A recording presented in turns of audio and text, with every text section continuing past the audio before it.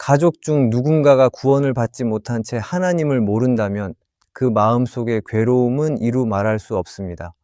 구원의 기쁨을 알지 못하는 가족을 보며 우리는 때로 절망에 빠지기도 합니다. 매주 예배를 드리며 기쁨과 평안을 누리다가도 집으로 돌아와 가족이 하나님과 멀어진 삶을 살아가는 모습을 보게 되면 마음 깊은 곳에서 슬픔이 일어납니다. 어떻게 하면 이들의 마음을 하나님께로 돌릴 수 있을까? 라는 질문은 우리의 기도를 멈출 수 없게 만듭니다. 성경에서도 부모와 자녀 간의 구원의 문제로 인해 고통받는 이야기가 등장합니다. 노아는 하나님의 뜻에 따라 방주를 준비했지만 믿음을 공유하지 못한 다른 이들과 함께 그의 가족을 구원해야 하는 큰 부담을 느꼈습니다. 이처럼 가족을 구원하고자 하는 마음은 단순한 의무감이 아니라 가장 깊은 사랑에서 비롯된 갈망입니다. C.S. 루이스 역시 비슷한 고통을 경험했습니다. 루이스의 형 워런은 오랜 시간 동안 하나님을 멀리한 삶을 살았습니다. 루이스는 형에게 복음을 전하고 싶었지만 형은 신앙에 관심이 없었고 오히려 거부감을 보였습니다. 워런은 술에 의존하며 힘든 삶을 살아갔고 이러한 모습을 본 루이스의 마음은 점점 더 무거워졌습니다. 루이스는 자신이 할 수 있는 방법으로 형을 돕고자 노력했습니다. 그는 자신의 신앙을 직접 강요하기보다는 기도로 형을 하나님께 맡기며 인내했습니다. 또한 그의 작품과 글을 통해 간접적으로 복음을 전하려 했습니다. 시간이 지나면서 워런은 조금씩 변화하기 시작했습니다. 루이스의 사랑과 인내를 통해 하나님의 은혜가 그에게 스며들었고 결국 워런은 예수님을 믿는 믿음을 가지게 되었습니다. 루이스는 말콤에게 보내는 편지에서 형의 구원을 통해 깨달은 바를 이렇게 고백합니다. 하나님께서는 우리의 기도를 듣고 계시며 우리가 가장 사랑하는 일을 결코 잊지 않으십니다. 때로 그들의 마음을 여는데 오랜 시간이 걸릴지라도 하나님의 손길은 멈추지 않습니다. 우리가 기도할 때 하나님께서는 항상 우리의 기도를 들으시며 응답하시지만 그 응답이 우리가 원하는 방식으로 오지 않을 때 우리는 낙심하기 쉽습니다. 왜 하나님은 나의 가족을 구원하시지 않는가? 내 기도가 부족한가? 같은 의문이 끊임없이 떠오릅니다. 성경에서 아브라함과 사라는 하나님의 뜻을 기다리며 겪은 어려움을 보여줍니다.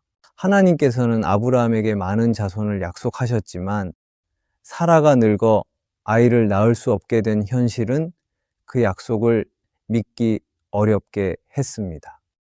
사라는 결국 하갈을 통해 아들을 얻으려 했지만 이는 하나님의 계획을 신뢰하지 못한 결과였습니다. 결국 하나님의 뜻은 그의 때에 이루어졌고 사라는 90세의 나이에 이삭을 낳게 되었습니다. 우리도 하나님의 계획을 이해하지 못할 때 의심과 낙심에 빠지지만 이 이야기를 통해 하나님의 뜻은 반드시 이루어진다는 것을 기억해야 합니다.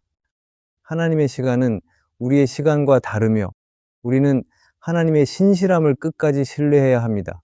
하나님은 우리의 기도를 듣고 계십니다. 우리의 가족을 위한 기도는 한순간도 헛되지 않습니다. 구약의 한나가 자녀를 갖기 위해 간절히 기도했을 때 하나님의 응답은 그녀가 바라는 즉각적인 응답이 아니었습니다. 그러나 그녀의 믿음과 끈질긴 기도는 결국 사무엘이라는 위대한 선지자를 낳는 열매로 이어졌습니다. 기도는 단순히 우리의 소망을 아뢰는 행위가 아닙니다. 기도는 하나님과의 대화이며 우리의 마음을 그분께 드리는 행위입니다. 우리가 기도할 때마다 하나님은 우리의 모든 아픔과 소망을 보고 들으십니다. 심지어 우리가 말하지 못하는 깊은 고통까지도 하나님은 아십니다. 로마서 8장 26절은 이렇게 말씀합니다. 이와 같이 성령도 우리의 연약함을 도우시나니 우리가 마땅히 빌 바를 알지 못하나 성령이 말할 수 없는 탄식으로 우리를 위하여 친히 간구하시느니라. 하나님께서는 우리의 연약함과 한계를 이해하시며 성령을 통해 우리 대신 기도하십니다. 그러므로 우리의 기도가 때로 부족하고 어설퍼 보여도 하나님은 그 기도를 통해 역사하십니다. 기도와 믿음은 신앙생활에서 매우 중요한 요소입니다. 그런데 그만큼 중요한 것이 있습니다. 그것은 우리의 행동과 삶의 모습이 변하지 않는다면 가족에게 복음을 전하는데 한계가 있을 수밖에 없다는 것입니다. 우리의 가족은 그에게 믿음이 없을지라도 우리의 말과 행동에서는 하나님을 보고 싶어 할 것입니다. 그럴 때 우리는 내 모습을 돌아보아야 합니다. 그리스도의 사랑이 진정으로 내 안에 있다면 그것은 단순한 말에 머물지 않고 우리의 삶 속에서 자연스럽게 드러나야 하기 때문입니다. C.S. 루이스는 그의 책 순전한 기독교에서 이렇게 말합니다. 진정한 신앙은 우리의 내면뿐만 아니라 우리의 일상 속에서도 표현되어야 합니다. 하나님을 사랑한다고 말하면서 우리의 행동이 그분의 뜻에 반하지 않는 삶을 살아야 합니다. 우리의 믿음은 예배 시간에만 머물러서는 안 됩니다. 가족은 우리가 일상에서 드러내는 말과 행동을 보고 판단합니다. 가령 우리가 교회에서는 헌신적이고 성실한 성도로 보이지만 집에서는 무관심하고 이기적인 모습을 보인다면 가족은 우리의 신앙을 신뢰하지 않을 것입니다. 특히 우리가 화를 내거나 비판적인 태도를 자주 보인다면 가족들은 그리스도의 사랑이 실제로 우리 안에 있는지 의심할 수밖에 없습니다.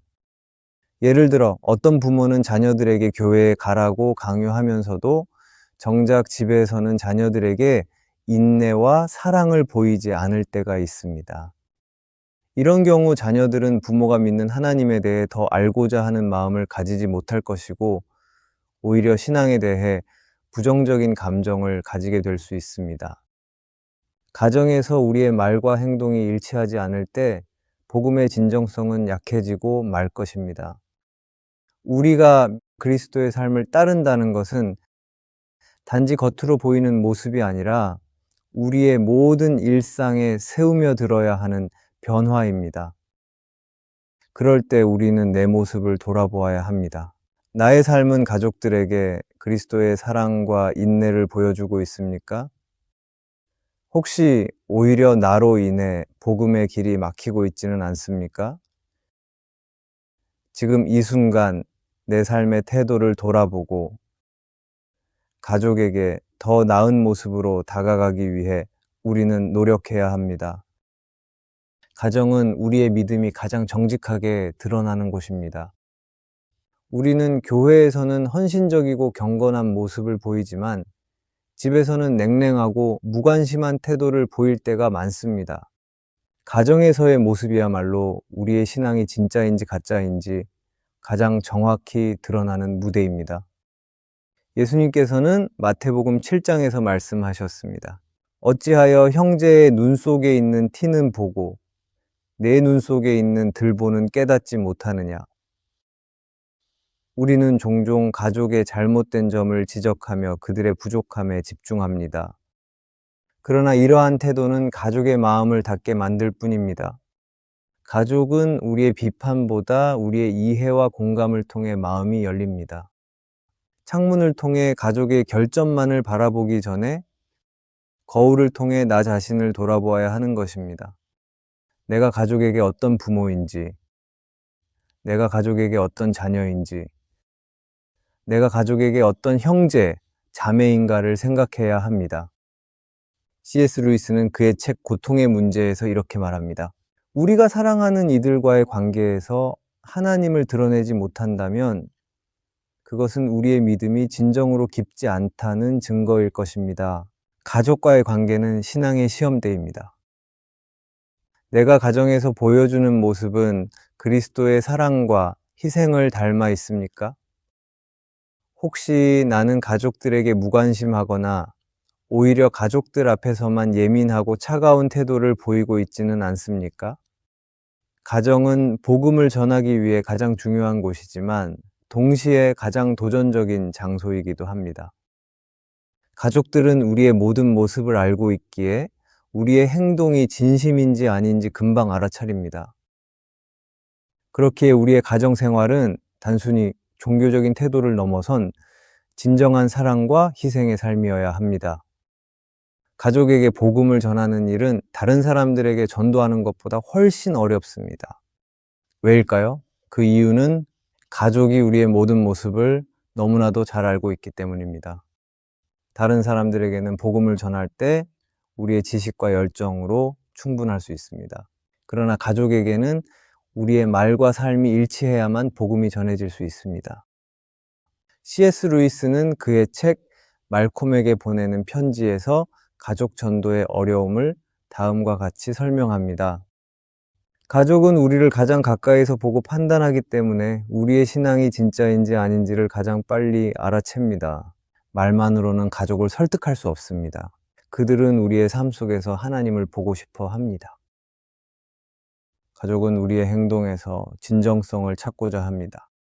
우리의 삶에 그리스도의 사랑과 희생이 있지 않다면 아무리 좋은 말을 전해도 가족은 그것을 믿지 않을 것입니다. 예를 들어 우리가 평소에 이기적이고 무뚝뚝한 태도로 가족을 대하면서도 복음을 전할 때만 친절한 태도를 보인다면 그것은 오히려 역효과를 낼 수 있는 것입니다. 또한 가족과의 관계는 때로 오랜 상처와 갈등으로 인해 복음 전파를 더욱 어렵게 만듭니다. 이러한 상황에서는 말로 설득하려 하기보다는 우리의 변한 모습을 통해 하나님을 드러내는 것이 중요할 것입니다. 루이스가 그의 형 워런에게 복음을 전할 때처럼 우리는 인내하며 사랑으로 그들의 마음이 열리기를 기다려야 합니다. 말씀을 마치려 합니다. 가족을 구원하는 일은 분명 쉽지 않습니다. 때로는 오랜 시간 동안 기도하며 기다려야 하고 우리의 부족함을 끊임없이 돌아보아야 합니다. 그러나 하나님은 우리의 기도를 들으시고 우리의 작은 노력까지도 사용하셔서 가족의 마음을 열게 하실 것입니다. C.S. 루이스는 순전한 기독교에서 다음과 같이 말했습니다. 하나님께서 우리를 통해 일하시기를 원하신다면 그분은 우리의 삶을 변화시키셔서 다른 이들이 그 변화를 보게 하십니다. 우리의 삶이 복음의 도구가 될 때 하나님은 그곳에서 역사하십니다. 우리는 기도로 하나님께 가족의 구원을 간구해야 합니다. 하지만 기도에 그치지 않고 우리의 삶 속에서 그리스도의 사랑을 실천해야 합니다. 가족은 우리의 삶 속에서 예수님을 보고 싶어 합니다. 우리의 말과 행동이 일치할 때, 그리고 우리의 희생과 섬김이 진정성을 가질 때 하나님은 우리의 가정을 변화시키실 것입니다. 기도로 마치기 전에 한 가지 부탁을 드립니다. 이 영상이 은혜가 되셨다면 좋아요와 구독을 눌러주시면 감사하겠습니다. 여러분이 눌러주시는 좋아요는 이 영상을 더욱 많은 크리스찬들이 보게 하는 은혜의 통로가 될 것입니다. 또한 이 영상이 은혜가 되었다면 채널을 구독해 주시면 감사하겠습니다.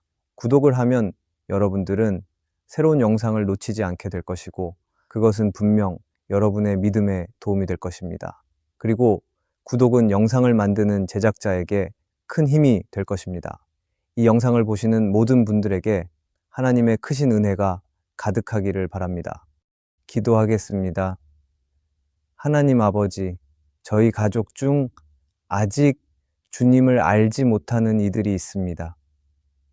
저희의 기도와 노력에도 불구하고 변화되지 않는 현실 앞에서 좌절할 때가 많습니다. 그러나 주님께서 그들의 마음을 열어주시고 저희를 통해 하나님의 사랑이 전해지길 소망합니다. 저희의 부족한 모습을 돌아보며 그리스도의 사랑으로 가족을 섬기게 하시고 주님께서 가정을 변화시키실 것을 믿습니다. 예수님의 이름으로 기도드립니다. 아멘.